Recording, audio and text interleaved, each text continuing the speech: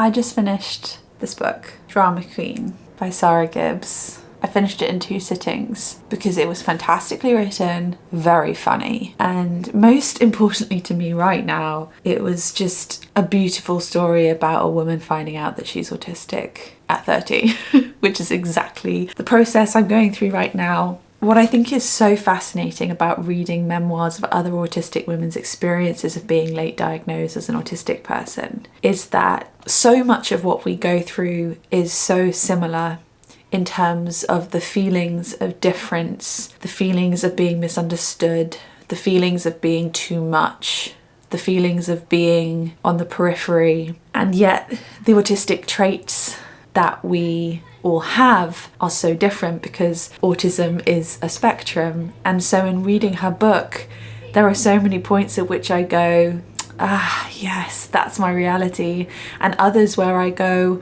wow, I didn't know that some autistic people struggle so much with that thing. I think that's what's so important about reading these books, is seeing that it's such a diverse experience and no one autistic person is the same. But ultimately feeling so much comfort in reading a book that describes exactly the trajectory of your life and the things that define us all. Like, yeah, I cried at the end.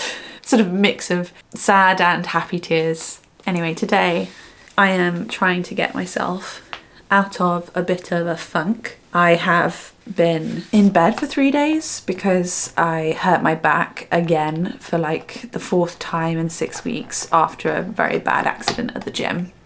And yesterday, on my 3rd day in bed, having not really managed to go outside or move my body much, I felt so depressed. I was like really not in a good place. So today is a new day, and Andrew and I have decided that we're going to see if I can walk to the local coffee shop, which is like 100 meters down the road, to get a coffee, just to get outside, smell the fresh air, move my body a tiny bit.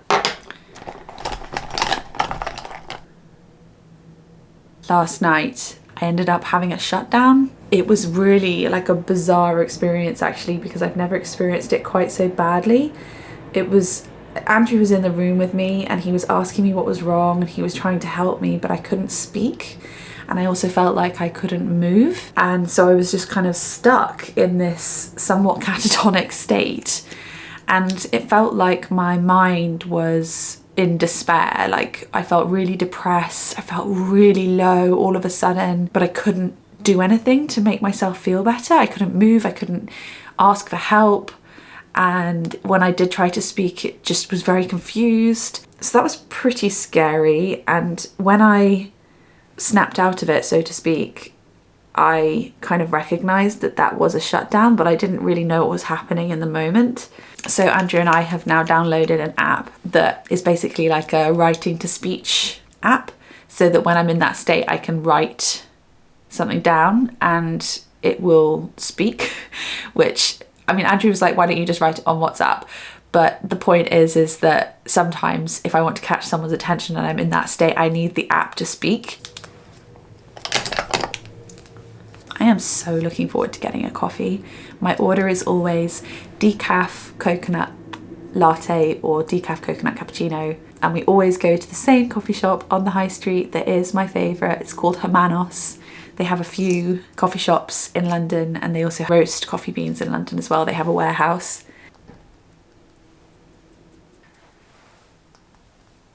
Like really nailed down a very minimalist makeup routine now. I used to spend hours and hours putting on makeup and doing my hair, and I don't have the spoons for that now. I guess I have spoons enough for the things that I really value in life, and I don't value doing my makeup and hair as much as I do focusing on my writing and creative endeavours. Right. Oh, I might keep this on actually. Okay, off to the coffee shop. He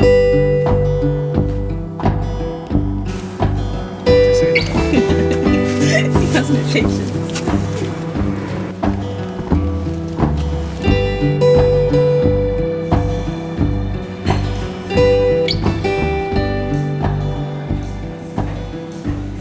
Okay, we're back. Now my back is feeling exceptionally tired, so I think I'm going to relax for a little bit in my little gremlin den, which I'll show you now. Whoa, like seriously. It is the most comfy thing ever though. This is actually an L-shaped sofa bed that you pull the bottom out to make into a double bed, and it has saved me because I have everything I need here. Books, Terry the Terrapin, all of the blankets, earphones, my laptop's under there somewhere, water, TV, and my star projector, which is super fun. I've been trying to pick out my next book to read. I still feel like reading more non-fiction about autism rather than going back to fiction. So I've picked out Girls by Rudy Simone. Interestingly, this was written in 2010, I believe, and still refers to Asperger's. And as I understand it, Asperger's is generally now not used by the community to describe autistic girls. But nonetheless, I think it's very well reviewed and seems to come with high praise, so I'm excited to read it.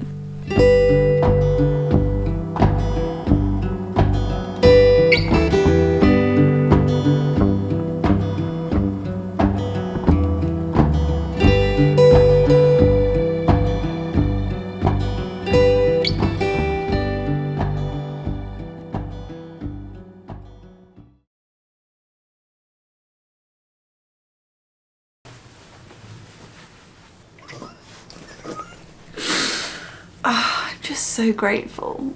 I'm just so grateful. I just woke up to 512 subscribers on YouTube. That's just amazing. I'm just so grateful to each and every one of you for being here. These videos are like the light at the end of my dark tunnel at the moment. They're 100% a special interest. I've self-taught myself everything. I'm just like, it's completely a joy for me, and to be able to connect with other people who are in a similar position to me, or have gone through what I've gone through, or who are hoping to change their lives, get to know themselves, is like, it's really cool. This morning, as soon as I woke up, Andrew was like, I've just been reading about how getting light first thing in the morning is really good for you, so let's go for a walk around the block. So I'm still really bleary-eyed, but we're just gonna go for a walk around the block and to a very, very sweet, I don't know what you call it, I think they're called miniature libraries. It's a little box basically that someone has put outside of their house, and people drop off and deposit old books that they don't want anymore and can swap them for new books that are in the mini library. Anyway, I'll show you, it's the cutest thing ever.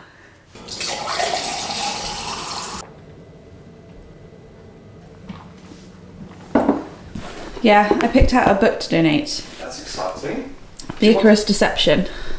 What are you donating, all of those? One of them, because I don't there won't be enough room.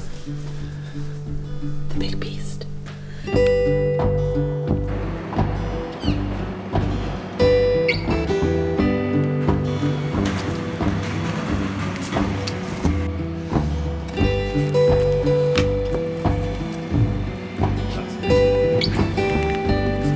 What is that? Someone dumping all of the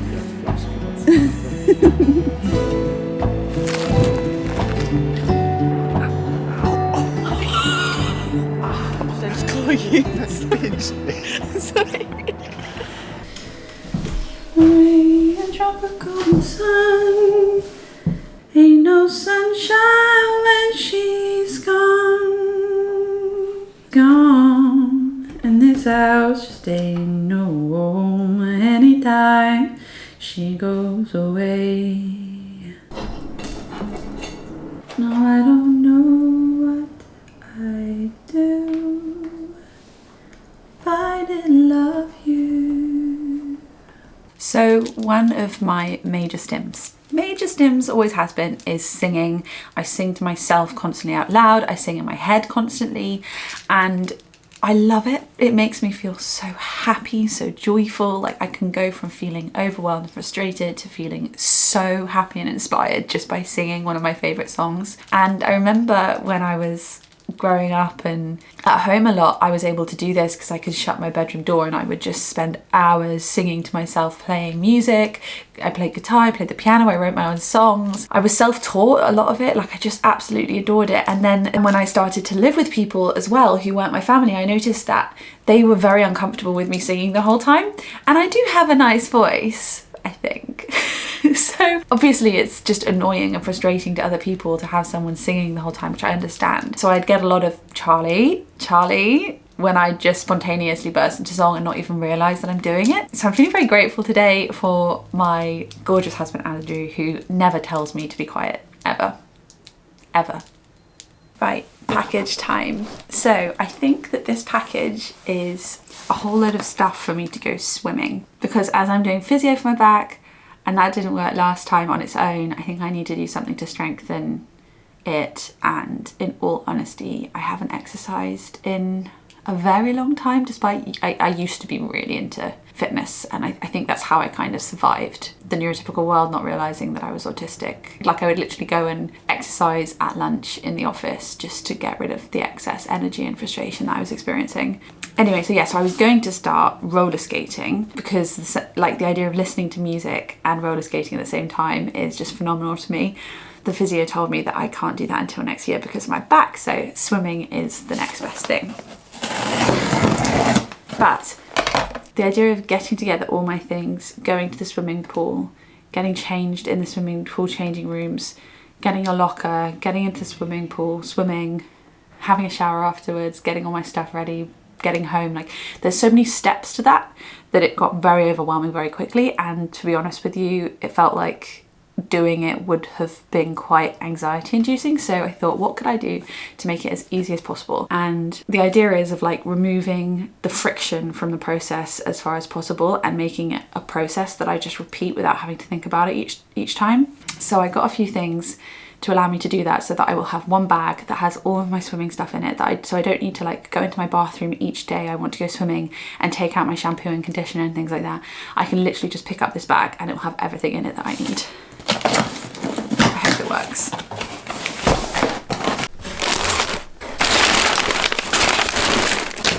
Okay, so first up we have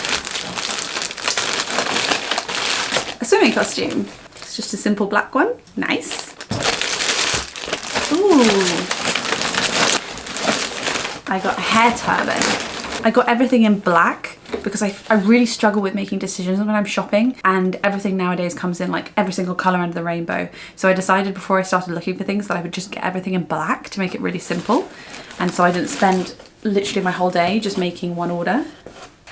Oh, shampoo and conditioner and body wash. This was a tip I got from someone on Instagram when I shared that I wanted to start swimming, but I hate the smell of chlorine afterwards. They said you can get special shampoo, conditioner and body wash that is literally like anti-chlorine, so it does better at stripping the chlorine off your skin afterwards.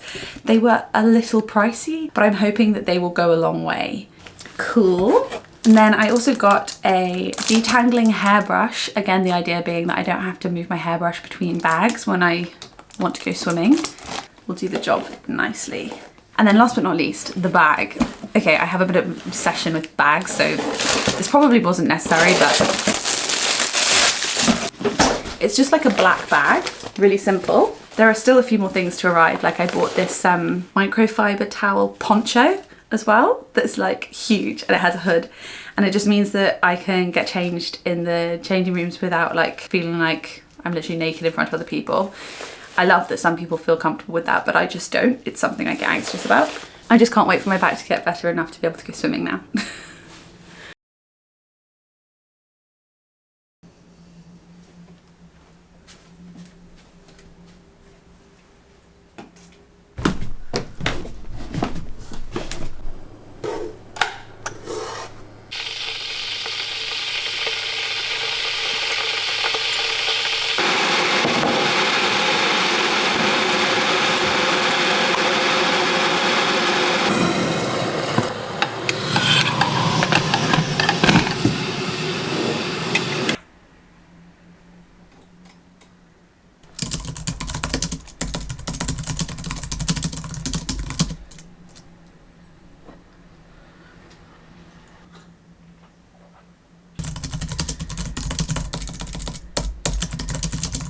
I have spent most of my day thinking about autism, reading about autism, researching autism, talking to people online about autism. And so I've decided I need to get out of the house. But before I do, I just want to explain something that I've realised. I think that over time, being an undiagnosed autistic person and struggling on a daily basis, I have become hardened to accepting help and to believing that there is a way to feel better about life. And it's kind of hard to admit, because I know now that it was because that I was an undiagnosed autistic person trying my best to fit myself into this mold that wasn't made for me. The reason why I'm sharing it with you right now is because over the last few weeks, I have opened up more than I have ever done about what I'm struggling with and what I need from the people around me. It did not feel natural to me, because I think as autistic people who are undiagnosed, we live life feeling like we are too much, feeling like when we seek help in our own way, people just don't get it. Even when we seek help from professionals, they tell us that we're just normal and we're just exaggerating, or we should just try X, Y, and Z and that will help, and it doesn't. So we kind of internally gaslight ourselves and think like, why are we complaining? Like, we're just making a big deal out of nothing. So anyway, that mentality has been so ingrained in me that even once I found out I was autistic and I was literally given a piece of paper that said, you need support, I didn't seek that support. I didn't tell people how they could help me. And to be fair, it takes a while to get to know yourself as an autistic person and to understand your needs. So I'm not judging myself, but now that I'm starting to understand my needs enough to be able to explain to the people around me how they can support me, it just feels amazing. Like, I just had a 2-hour conversation with my mum this morning, and she allowed me to just info dump about autism on her. And it just felt so amazing that she knew that that was a way to connect with me, that I would feel supported by her if she listened to me. And mum has always been amazing at listening to me, but like, it was the fact she texted me and said, would you like to have a phone call where you can tell me all about what you've learned about your autism recently? And like, a good friend noticed that I was struggling with some of my executive dysfunction things, like making orders online. And she was like, if you ever need any help with deciding on things, like putting things in your shopping basket and making a decision as to whether to get them or not, or like comparing brands or anything like that, then just ask me to help you. I'm here to help. And then Andrew, oh my God, like every day helping me and encouraging me to ask for help. I used to always say sorry and like feel so guilty for asking him for help, but he has really taught me and encouraged me to seek his assistance when I need it without shame. And like, honestly, for that, I'm forever grateful. I'm gonna get emotional. I have to stop talking about it, because like, asking for help from people that I trust has changed the game. And so I'm telling you this because I know that resistance, and I know that hardened case, the wall that you've built up around you. And I know that when people ask you how you're doing, you just say, oh, I'm fine. But it's okay not to be okay. And it's okay not to be fine. And it's okay to need help. And it's okay to need to support. You can educate people around you on how best to support you. There will always be people who don't understand, and there will always be people who let you down, and there will always be people who you would have hoped for more from. But just try to focus on the people who are there and give them the opportunity to help you. Okay, that's it. I'm gonna go for a little walk before the sun literally sets at like 3:30 p.m. This is the end of the road for our vlog this week. I hope you enjoyed it. It's very chaotic, and the idea was that it would be like more of a realistic snapshot of my life and what I'm going through. I find I have a million ideas a day about what I'm going through, and just capturing them in a very casual way was really good for me, and I hope it was interesting and helpful to you too. We'll see. Okay, thank you for being here. Love you all. Bye.